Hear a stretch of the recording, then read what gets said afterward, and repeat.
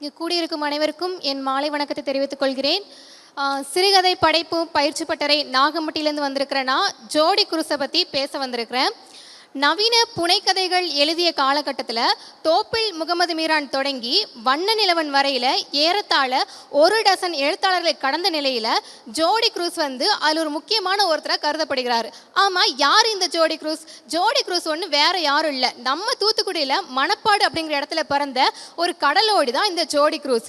இவர் அஸ்தினாபுரம், கொற்கை, ஆலிசுல் உலகு அப்படிங்கிற நாவலையும் அப்புறம் புலம்பங்கள் அப்படிங்கிற கவிதை தொகுப்பையும் கவனம் ஈர்த்த கடலோரம் அப்படிங்கிற கட்டுரை தொகுப்பையும் தந்துள்ளார். இவர் எழுதிய பொற்கை அப்படிங்கிற நாவலுக்காக 2013ஆம் ஆண்டுக்கான சாகித்ய அகாதமி விருது இவருக்கு வழங்கப்பட்டது. இப்போ நீங்கள் பார்த்தீங்கன்னா சங்க காலம் தொட்டு சமகாலம் வரையில் கடலை பற்றி எழுதின எல்லாருமே கடற்கரையில் இருந்து தான் எழுதியிருக்கிறாங்க. ஆனால் கடலுக்குள் சென்று கடலை பற்றி எழுதிய ஒரே எழுத்தாளர் ஜோடி குரூஸ் மட்டும்தான். ஏன்னா அவர் ஒரு கடலோடி அப்படிங்கிறதுனால. என்னதான் இவரோட கொற்கைங்கிற நாவலுக்காக விருது கிடைச்சிருந்தாலும் எனக்கு இவரோட ஆலிசூல் உலகு அப்படிங்கிற நாவல் தான் ரொம்ப பிடிக்கும். ஏன் கேட்குறீங்களா?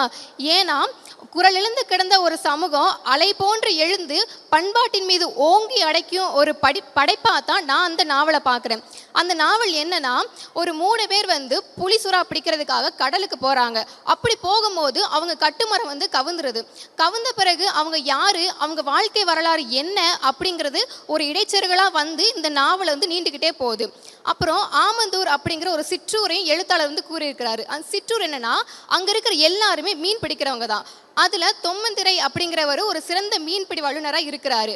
அவரும் சரி, அவரோட நெருங்கிய நண்பர் கோத்ரா அப்படிங்கிற ஆளும் சரி, அவங்க 2 பேரோட வாழ்க்கையை பற்றியும் அவங்க தலைமுறையை பற்றியும் ரொம்பவே தத்ரூபமாக எழுத்தாளர் கூறியிருப்பார்.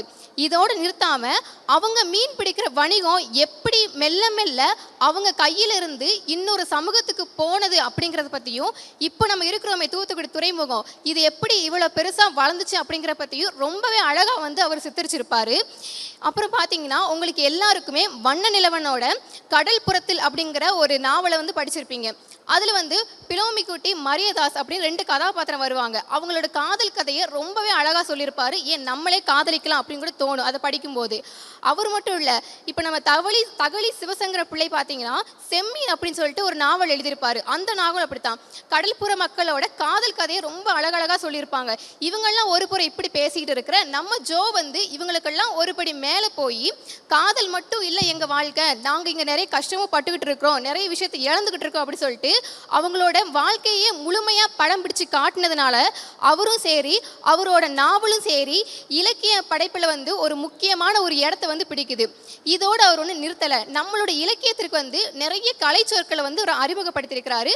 அதில் ஒரே ஒரு கலை சொல்லை பற்றி மட்டும் நான் பேச நினைக்கிறேன். என்னன்னா, ஏல் சொல்லுதல். ஏல் சொல்லுதல் அப்படிங்கிற என்னன்னு பார்த்தீங்கன்னா, இப்போ நம்ம மீன் பிடிக்க போகிறாங்கல்ல, அவங்க கடலுக்கு போனதுக்கப்புறம் கடற்கரையிலிருந்து ஒருத்தர் ஒரு வயசான ஒரு தாத்தா இருப்பார். அவர் என்னன்னா, அவங்க தப்பாக போகிறாங்க, அவங்களுக்கு அங்கே புயல் அடிக்குது, இல்லை ஏதாவது ஒரு ஆபத்து வருதுன்னா இவங்க இங்கிருந்து கத்திக்கிட்டே இருப்பாங்க, போகாதீங்க ஆபத்து இருக்குது, கேட்கட்டும்னு சொல்லி கத்துவாங்க. அவங்களுக்கு கேட்குதோ இல்லையோ, ஆனால் அப்படி கேட்கும் அப்படிங்கிற ஒரு நம்பிக்கை இவங்களுக்கு இருக்கும். அப்படி அந்த நம்பிக்கையை பறைசாற்ற ஒரு வார்த்தை தான் ஏல் சொல்லுதல். இந்த மாதிரி நிறைய கலை சொல்ல அவர் அறிமுகப்படுத்தியிருப்பார்.